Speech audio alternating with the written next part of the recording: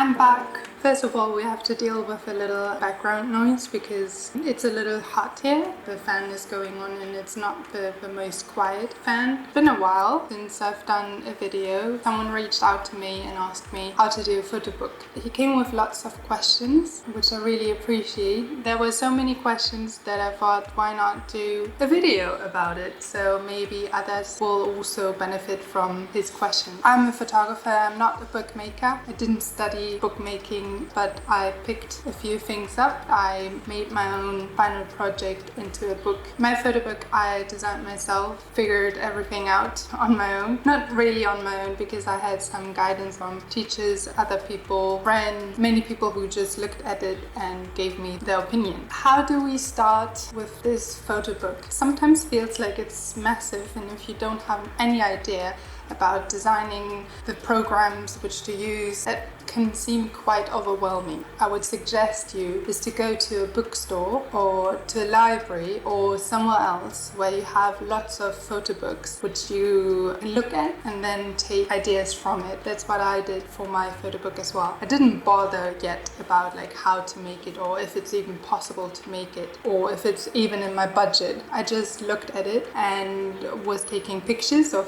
different things I liked and collected ideas. Since the photo book is something physical, the feeling of the paper, the weight of it, the format of it, the size of it, like everything plays into how you want your design to become of a photo book. Because a small book can feel intimate, like a bigger book takes up more importance. The format, like very narrow format, will also give like a more claustrophobic feeling, and maybe your topic, whatever you photographed, fits to that. How the book feels in your hands is really important in the design of your book. You want to make sure that you know what kind of feeling you want to carry through the photo book to the audience. Take pictures of what you prefer and what you like. Look at how the text and pictures are organized. If there is a lot of text, if there's no text, where is the text? Is it in the beginning? Is it in the end? Is it in the middle? Look at the binding. How is the cover? Is it a soft cover? Is it hard cover? Does it have like hair, like a closed bag, or is it open? Is it more rough? Is it more neat? Is it soft? Is it glossy? Is it matte? These are all like things to look out for. I can continue going on with things to pay attention to. It just takes a little bit of time to see all these little things and then select the things you enjoy the most or you think fits the best to your photo book. Photo books have it written down, like which paper they use, which typeface they use, how much gram the paper is. They have all these details usually in the back, like on the back page, or somewhere in the front. So now that we know what we kind of want, we come to your edit of your project. Make a good selection. Don't be the only person who looks at the selection. Go to different friends and ask them for advice, and ask them also like what they feel like when seeing this series, so you know whatever you want to transmit through this series, like it also reaches the audience. Take your time in making a good edit. It has to have like a certain rhythm. Stick some working prints to your wall in the order you want it to be. Live with it for, I don't know, 1 or 2 weeks and make adjustments if you feel like it until you're really happy with it. If you include text in your photo book, you want to also get a good or matching typeface as well, which kind of also fits to your typeface of the title and your name on the front page or on the cover of your book. Make it simple. Maybe just use one typeface. Don't use too many because that just gets confusing. What kind of style do you want to use in your typeface? There are like 3 different kinds. Probably someone who studied typefaces and all this design thing, they probably will correct me and say, oh, there are so many more. But I divide the different typefaces into 3 different ones, which is sans serif, serif and slap serif. Sans serif is usually for web pages, while you use use typefaces with serif for books because it's easier for our eyes to follow the lines. Now, that being said, personally, I don't like typefaces with serifs that much, so I chose a sans serif typeface because I like the style of it being clean, clear, and simple. So you want to make sure that your typeface fits to your project as well. When it's like more dreamy or something, you can make it with serifs, which sometimes has this old typeface touch or a little romantic touch to it. Concerning the styles, your title can have a different typeface because sometimes we want like a certain design, maybe more louder design in our typeface to be on the cover. This typeface might not be suitable for your text because it still needs to be readable, you know, like you don't want some crazy stuff going on and it's going to be hard to follow it. Or moving now onto the paper, the choice of paper you'd like. There are two different types of papers, and there's an open paper and a closed paper. You can see it's a little glossy, and it's a closed paper, and even I think it has some kind of coating on top of it to make it more glossy, but it's basically a closed paper. This on the inside, as you can also like hear from the noise, it's like a more rough, more open paper. And there are different levels of open and closed papers. So usually the closed papers are more suitable for pictures because the ink which goes onto the paper is more even. Pictures will have an even contrast. And if it's an open paper, the ink goes into the paper more irregular, making it seem that it sometimes has less contrast. And usually for text, you use open paper, and for your pictures you use closed paper. Now, when you have a photo book, you kind of have to choose in between these two, and you have to compromise. So either you want your pictures to compromise or your text. Personally, I chose an open paper, more rough paper, because I liked the roughness of it and I wanted to feel more natural. So I felt like with the closed paper, it didn't feel natural to me. So like you really have to be careful then with editing your pictures accordingly so it doesn't lose too much contrast. Depending on how many pages you print and how you bind your book, you want to use a different thickness of paper. So usually it's around 110 grams and 150 grams you use for the inside of the paper. And 150 is already like pretty strong. If you use like lots of pages, then maybe a less heavy paper is more suitable than this thickness of paper. One last thing about paper. When you look at papers, you also want to compare the color of the paper. And it's funny because like we think that this is just white, but it's not just white. This is, I would say, a little off-white, and there are more whitish papers. My paper is a little off-whitish because I didn't want this clean thing.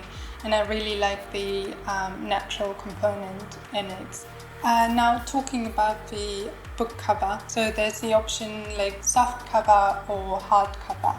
A hard cover is more suitable if you have like a kind of a thick book, because if it's like very thin, like if you do around 30 pages or something, the cover itself is like thicker than the content, you know, so you don't want that really, that would look weird. If you have less pages, then I recommend a soft cover. If you have a lot of pages, then I recommend a hard cover. Well, you can have a coated one, also maybe a cover with engravings inside, a linen cover, or just a very strong cardboard cover. Coming to the book binding itself, with a closed back you have the issue that the pages don't really like lie flat. That's why I chose for my book to have an open back, so I can lie down the pages flat. It's a thread stitching, and they then glued it together. And for my book I also used a thread stitching, but I think I used less, as if I did it, but the printing company used less glue, I feel like. And sometimes it's easy just to your pages like in a magazine, but that's only possible if you have around 30 pages or something. If you have more than that, like it gets hard to do, like to press through it. The binding technique I used is the Swiss brochure. This is the open back. Another interesting one is the Japanese binding. So if you have all that, if you made your choices in like binding, the paper you want to use, the text you want to use, the pictures you want to include in your book, the cover, the typeface, and if you have all that, you can actually then start to design it and put it in a digital form.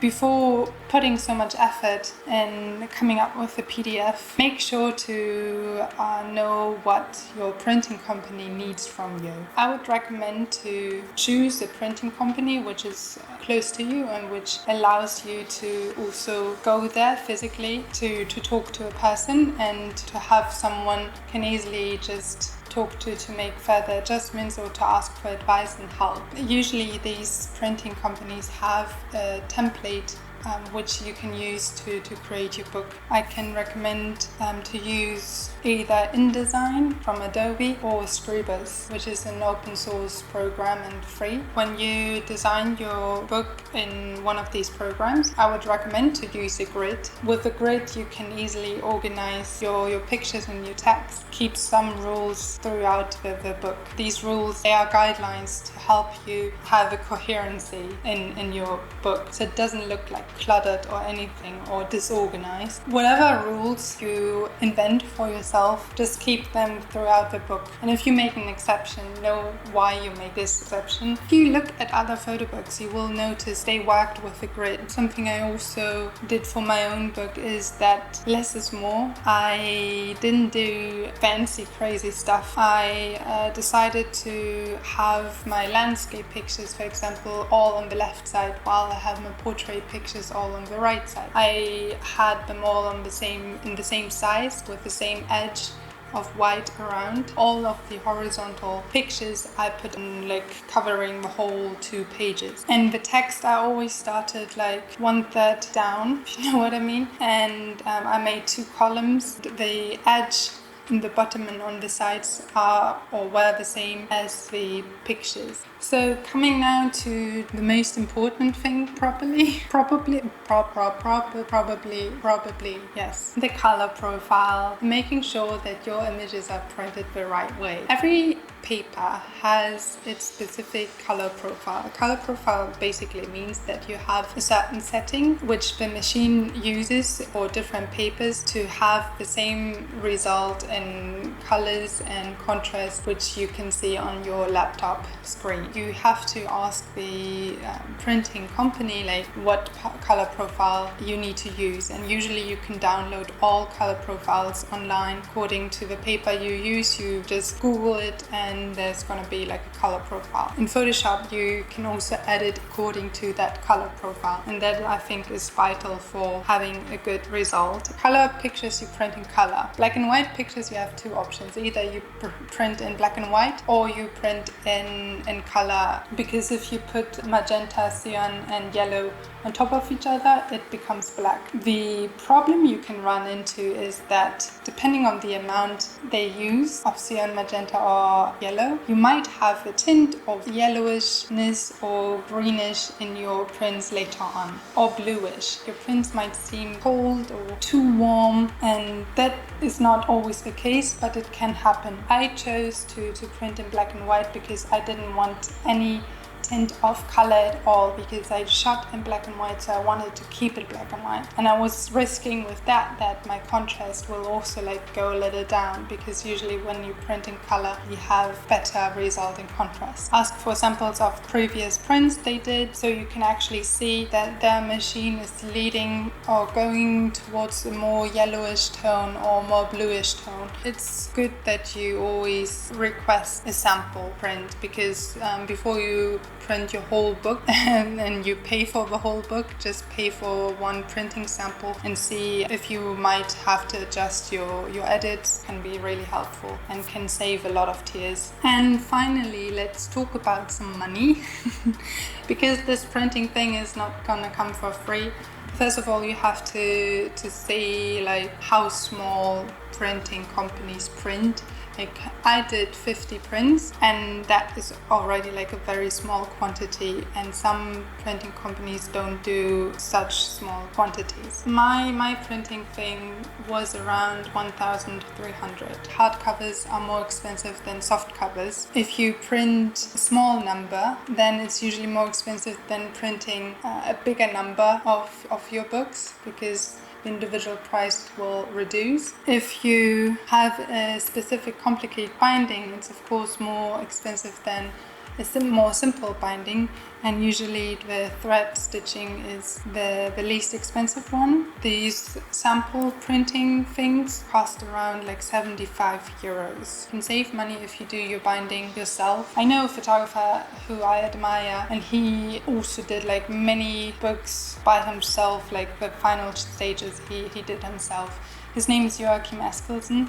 He's a Danish photographer, and I'm a huge fan. Doing a book, creating a book can be expensive. We chose an expensive hobby, expensive thing as photographers. I had the support of my parents. Without it, I wouldn't have been able to print the book. One last thing, if you talk to a printer, be kind, be open, be not irritated by the printer's attitude or choice of words. If you don't know a word, don't feel afraid to ask questions and ask like what these words mean, because as photographers, as creatives, we use a different language than printers do. We have to be open-minded to different approaches to things. I think that's the only advice I can give. I don't want to say like printers are always weird. As photographers, I would get frustrated because the printer doesn't understand like what I'm trying to do, and the printer gets frustrated with me because I seem to not comprehend what he, she, they are telling me. So just be open, patient, and kind towards each other, and don't get too frustrated. If you have any other questions concerning photography, like how to create a portfolio or how to write your synopsis, let me know. I'm happy to do another video about it, and you can always send me a message on Instagram. Greetings from Ghana. My face is sweating more and more. I wish you a lovely day. Bye bye.